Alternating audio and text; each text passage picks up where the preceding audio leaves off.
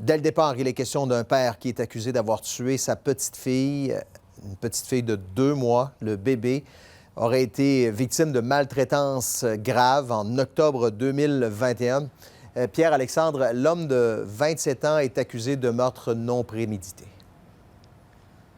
Absolument, Bruno. On ne peut pas vous divulguer l'identité donc de cet homme parce qu'il faut protéger l'identité d'autres enfants de cette famille reconstituée. Mais ce qu'on peut vous dire, c'est que c'est un homme de 27 ans ce matin qui a été arrêté par les policiers dans le secteur Sainte-Foy, originaire de Lévis, et il a été formellement cet après-midi accusé de meurtre au 2e degré.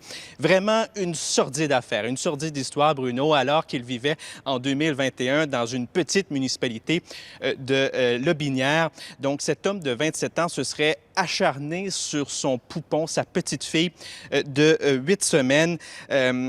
Sordide histoire, donc on le disait, cette petite fille qui a été retrouvée dans un état critique, puis transportée à l'hôpital. Une fois à l'hôpital, les médecins ont découvert qu'elle avait des vertèbres, des côtes cassées, trauma crânien, ecchymose au cerveau, hémorragie au cerveau également. Alors vous comprenez que c'est absolument terrible. Et si on connaît, Bruno, toutes ces circonstances, si vous voulez, avant même le début du procès, c'est que la DPJ, dans cette histoire-là, avait réussi à amener cette affaire devant la Chambre de la jeunesse pour protéger les autres enfants, pour qu'ils soient finalement confiés à d'autres personnes que leurs parents. Et le juge Charette avait dit, en parlant du bébé mort, elle a subi au cours de sa courte vie, de la part de l'un ou l'autre de ses parents, des sévices d'une grande violence qui ont entraîné son décès. Alors, l'homme accusé dans cette histoire a toujours nié de la maltraitance. Il va demeurer, Bruno, le temps des procédures judiciaires derrière les barreaux. On va écouter le procureur Rochette. Étant donné la nature de l'accusation sur laquelle monsieur a comparu, ce que la loi prévoit, c'est que monsieur est automatiquement détenu et que s'il désire recouvrir sa liberté, il doit s'adresser à un juge de la Cour supérieure qui a juridiction là, pour statuer sur sa remise en liberté. Le dossier... Puis à travers tout ça, on apprend aussi qu'il y a un autre bébé de la famille qui a perdu la vie très, très tôt aussi.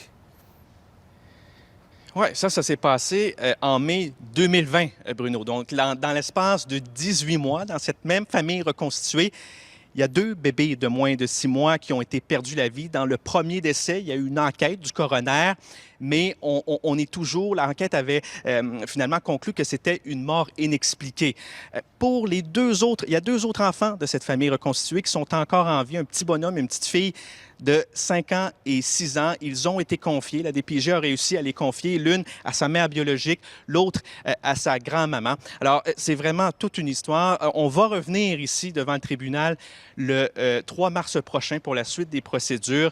La divulgation de la preuve sera alors faite, mais c'est toute une histoire aujourd'hui qui secoue ici au Palais de justice de Québec. Oui, on va suivre ça. Merci.